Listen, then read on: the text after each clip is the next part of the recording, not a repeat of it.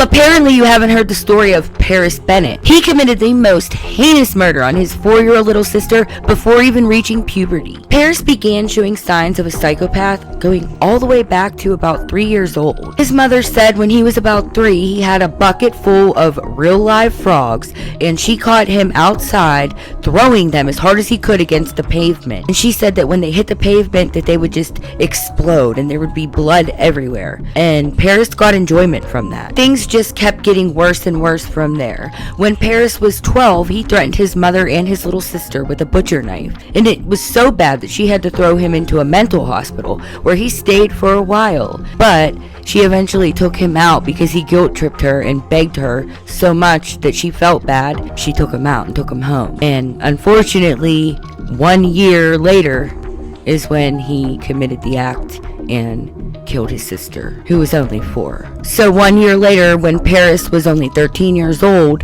he convinced the babysitter while his mother was working to go home. He said that he could handle things and he promised her that everything would be okay until his mother got home from work. It wasn't okay. He entered into his little sister's room while she was asleep. He then strangled her, SA'd her, and then stabbed her 37 times while she laid in her bed. And then he called a friend from school and had a good long chat and acted like nothing happened. He waited about half an hour after the killing and then decided to call 911. When he spoke to the 911 operator, he faked showing that he cared.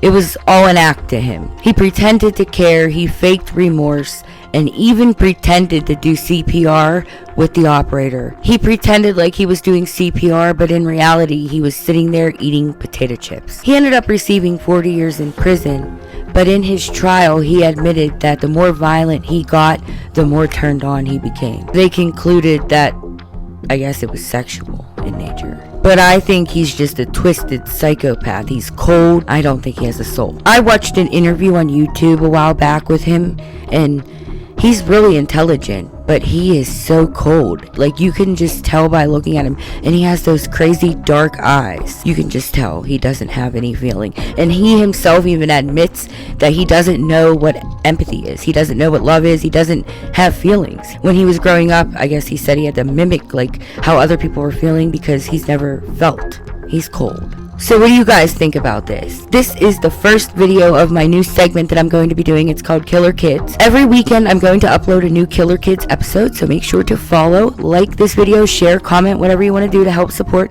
and I'll see you guys in the next one.